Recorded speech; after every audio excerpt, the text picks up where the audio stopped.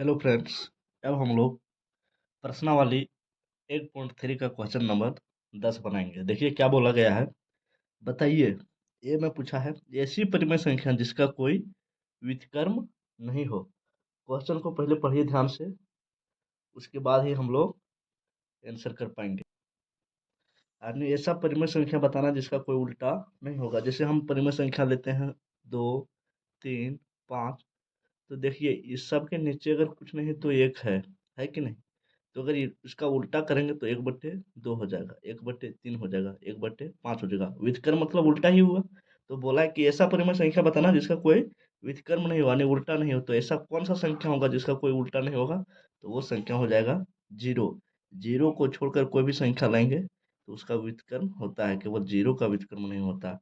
तो ये का आंसर क्या हो गया? ये बी में क्या बोला है? परिमेय संख्याएं जो अपने व्युत्क्रम के समान है, ऐसा परिमेय संख्या बताना है जो अपना उल्टा के ही बराबर है। जैसे देखो 2 अगर हम परिमेय संख्या लेते हैं तो इसके नीचे 1 है। अब इसका हम व्युत्क्रम करेंगे तो 1/2 होगा। जैसा ऊपर था क्या वैसा ही आया? नहीं आया।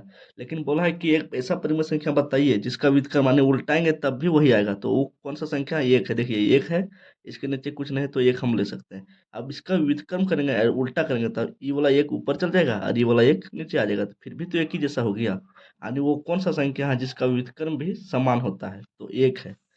तो बी का आंसर क्या हो जाएगा? 1। अब सी में क्या बोला है?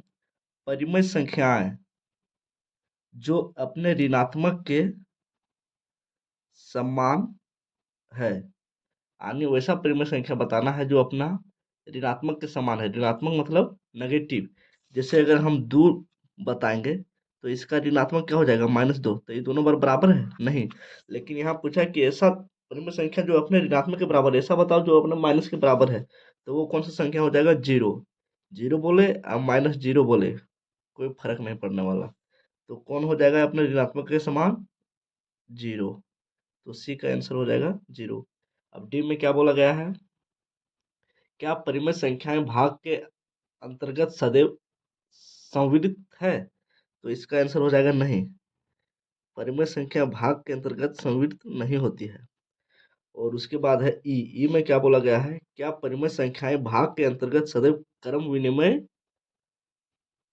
है? देखिए क्रम विनिमय मतलब जैसे भाग के अंतर्गत क्रम विनिमय बोल रहा है, यानी भागा देने पर भाग में अगर उलट पलट करेंगे तब भी मान दोनों बार समान आएगा। जैसे देखिए 10/2 है, इसका क्रम विनिमय करेंगे यानी क्रम बदल देंगे। अब कर देंगे 2/10, तो दोनों बार बराबर आएगा। तो देखिए 10 को 2 से भागा देंगे 5 आएगा।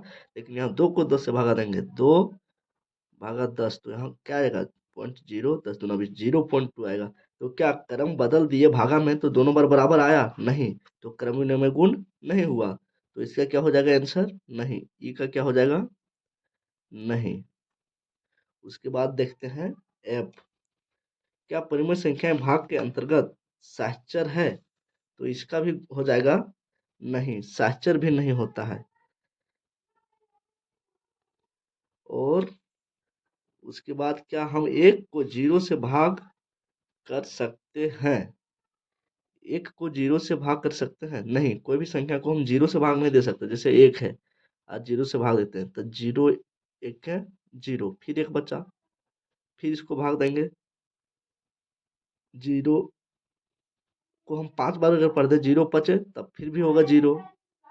0 10 है, फिर होगा 0। तो 0 से क्या होता है? भाग नहीं दे सकते। तो इसका होगा आंसर नहीं। अब देखते हैं क्वेश्चन नंबर 11। क्वेश्चन नंबर 11 में क्या बोला है? रिक्त स्थान को भरिए, यानी खाली जगह को भरना है। बोला है शून्य का व्युत्क्रम है, यानी शून्य का उल्टा क्या होता है? तो शून्य का कोई उल्टा नहीं होता है, व्युत्क्रम नहीं होता है। तो इसका हो जाएगा नहीं, यानी शून्य का व्युत्क्रम नहीं होता है। संख्याएं, एक खाली जगह है फिर है दूसरा खाली जगह, स्वयं का व्युत्क्रम होता है। कौन कौन संख्या है जो अपने का उल्टा के बराबर होता है? तो देखो एक, अगर एक हम लेते हैं तो इसका उल्टा भी करेंगे तो 1/1 ही होगा, यानी 1 के बराबर ही हो गया। और -1, -1 के नीचे कुछ नहीं तो 1 है। अब इसका उल्टा करेंगे तो 1/1 होगा। लेकिन चिन्ह माइनस जो होता है कभी नीचे नहीं जाता है, ऊपर ही रहता है। तो केवल एक एक बदला, लेकिन माइनस तो वहीं रह गया।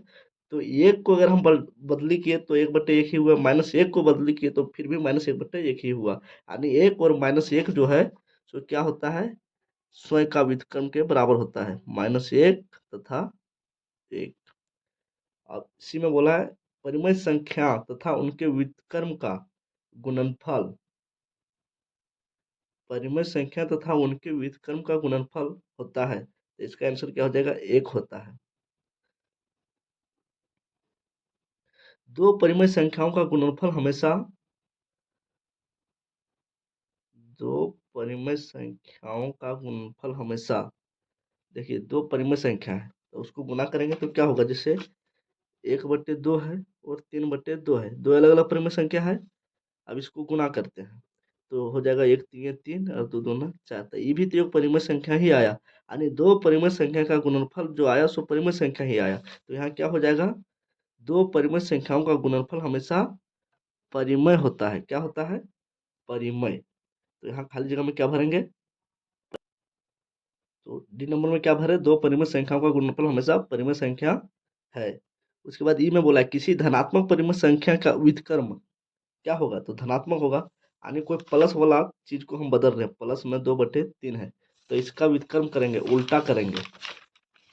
प्लस में 2/3 है, इसका उल्टा करेंगे तो क्या होगा, 3/2। लेकिन ये भी तो पल से आया, माइनस में हुआ क्या, नहीं। तो किसी धनात्मक परिमेय संख्या का उल्टा यानी व्युत्क्रम धनात्मक ही होता है, तो यहाँ क्या भर देंगे, धनात्मक। अब ई हो गया। एफ नंबर देखते हैं। एफ में देखिए क्या पूछा है, एफ में पूछा है किसी ऋणात्मक परिमेय संख्या का व्युत्क्रम, जिस तरह धनात्मक था उस तरह ऋणात्मक का है। तो ऋणात्मक मान लीजिए -2/3 है, ऋणात्मक मतलब नेगेटिव वाला। अब इसका उल्टा करेंगे क्या होगा, 3/2, लेकिन माइनस तो नीचे नहीं रहता, ऊपर रहेगा। तो ऋणात्मक का व्युत्क्रम उल्टा भी ऋणात्मक ही हुआ, तो किसी ऋणात्मक परिमेय संख्या का व्युत्क्रम ऋणात्मक, ऋणात्मक है। जिस तरह किसी धनात्मक परिमेय संख्या का व्युत्क्रम धनात्मक, उसी तरह किसी ऋणात्मक परिमेय संख्या का व्युत्क्रम ऋणात्मक है। अब देखिए इसके बाद क्या है, 1/x, x बराबर 0 का व्युत्क्रम है। यानी x की जगह हम 0 नहीं रखेंगे और यहाँ कुछ भी रख सकते हैं, तो इसका उल्टा क्या होगा, तो x की जगह हम अगर 0 नहीं रखेंगे तो 1/x है तो 1/x ही रहने देते। अब इसका उल्टा करेंगे, 1/x का उल्टा, 1/x का उल्टा करेंगे तो क्या होगा, x/1। अब 1 नीचे रहता है तो उसको लिखते हैं क्या, नहीं, केवल x ही लिखते हैं। तो 1/x का व्युत्क्रम क्या हो जाएगा, x। चलिए क्वेश्चन नंबर 11 तक कंप्लीट हो गया। अब क्वेश्चन नंबर 12 देखते हैं। क्वेश्चन नंबर 12 में है, उत्तर दीजिए क्या -1 पूर्णांक 1/8 का गुणात्मक प्रतिलोम 8/9 है, क्यों अथवा क्यों नहीं। तो बोल रहा है कि इसका जो है उल्टा करेंगे, गुणात्मक प्रतिलोम, तो क्या 8/9 होगा, तो देख लेते हैं बना के। -1 पूर्णांक 1/8 है तो 8 को 1 से गुना करेंगे क्या होगा, 8, और 8 में 1 जोड़ देंगे, 8 1 8 और 1 9, तो हो जाएगा -9/8। अब इसका गुणात्मक प्रतिलोम, गुणात्मक प्रतिलोम यानी इसका उल्टा क्या हो जाएगा, 8/9, 8/9 हुआ। लेकिन माइनस है तो माइनस तो रहेगा, और माइनस नीचे नहीं आता, ऊपरे रहता है। तो -9/8 का गुणात्मक प्रतिलोम क्या हुआ, -8/9, और यहाँ दिया था 8/9 है, तो है क्या, नहीं है। यहाँ 8/9 दिया है, यहाँ है -8/9, तो यहाँ लिखेंगे नहीं। आंसर में क्या लिखेंगे, नहीं। क्यों नहीं, तो बना के दिखा दीजिए, कारण उसको बता दिए। अब बी नंबर का देखते हैं। बी में क्या बोला है, क्या 3 पूर्णांक 1/3 का गुणात्मक प्रतिलोम 0.3 है, 0.3 है, क्यों अथवा क्यों नहीं। तो इसको भी बना के देखते हैं। 3 3 9 और 1, किसको बनाएंगे, 3 पूर्णांक 1/3 को, तो 3 3 9 और 1 10/3, 10/3 है। अब इसका गुणात्मक प्रतिलोम, गुणात्मक प्रतिलोम मतलब उल्टा, तो उल्टा करेंगे तो क्या हो जाएगा, 10/3 का हो जाएगा 3/10, और 3/10 हुआ मतलब नीचे एक जीरो है तो एक देख के दशमलव बैठा देंगे, तो बराबर में 3 लिखेंगे और एक गिनेंगे, एक, तो यही दशमलव बैठा देंगे। इधर जीरो दे सकते हैं, तो 0.3 हो गया। तो बोला है कि इसका गुणात्मक प्रतिलोम इतना है, तो देखो उतना ही आया। क्यों अथवा क्यों नहीं, तो बना के दिखा दिए क्यों है, सो केवल यहाँ लिख देंगे हाँ यानी है। तो यहाँ क्या लिखेंगे? हाँ, हाँ लिख दिए। अब सी में क्या क्या 0.4 का व्युत्क्रम 5/2 है? तो देखते हैं 0.4 इसको बनाते हैं 0.4। तो इसको हटाएंगे तो नीचे एक दे के, एक संख्या है दशमलव के बाद तो एक जीरो देंगे तो हो गया 4/10। तो इसको 4/10 को नीचे एक व्युत्क्रम करेंगे, उल्टा करेंगे तो 10/4 होगा। अब इसको काटते हैं, दो दूना 4, दो पच्चे 10, तो कितना आया? 5/2 ही आया व्युत्क्रम इसका। तो इतना है, तो उतना ही तो आया, तो लिखेंगे हाँ आंसर। कैसे? तो ये बना के दिखा दिए हैं। चलिए आप क्वेश्चन 12 का डी देखते हैं। डी में क्या बोला गया है? 6/16 को -7/16 के व्युत्क्रम से गुणा करने पर गुणनफल कितना होगा?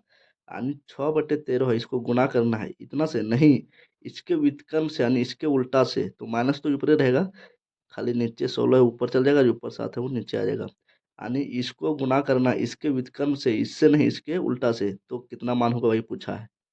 तो देखिए ऊपर का ऊपर से गुणा करेंगे, नीचे से नीचे गुणा करेंगे, तो 16×6 96, माइनस है तो माइनस रहेगा, और 13×7 91, कितना हो जाएगा आंसर इसका? -96/91। और है ई में 5/7 प्लस 2/7 गुने 5 का मान क्या होगा? तो पहले ब्रैकेट का काम करते हैं बॉडमास के नियम के अनुसार। तो ब्रैकेट में क्या है? भिन्न का जोड़, तो भिन्न का जोड़ बना लेते हैं। 7 का एलसीएम 7, 7 से 7 को भागा देंगे, एक बार में कटेगा, एक को 5 से गुना करेंगे तो क्या कितना होगा? 5। 7 को 7 से भगा देंगे, एक बार में कटेगा, एक को 2 से गुना करेंगे कितना होगा? 2। ब्रैकेट के अंदर ये है बटे 5। अब क्या आया? 5×2 7/7 ब्रैकेट के अंदर, और इधर 5। अब देखिए ऊपर नीचे गुना में कट जाता है, तो 7 7 कट गया, कितना आया आंसर? 5। अब एफ का आंसर क्या हो जाएगा? देखिए 0/2 का व्युत्क्रम क्या होगा? 0/2 का उल्टा, यानी 0/2 है तो 2/0 हो जाएगा, इसका उल्टा का व्युत्क्रम क्या होगा? अब 2 को 0 से भाग दे सकते हैं? नहीं, तो ये क्या हो जाएगा? यह परिभाषित, यह परिभाषित, यानी ये हम लोग बना ही नहीं सकते आंसर। चलिए क्वेश्चन नंबर 12 भी कंप्लीट हो गया।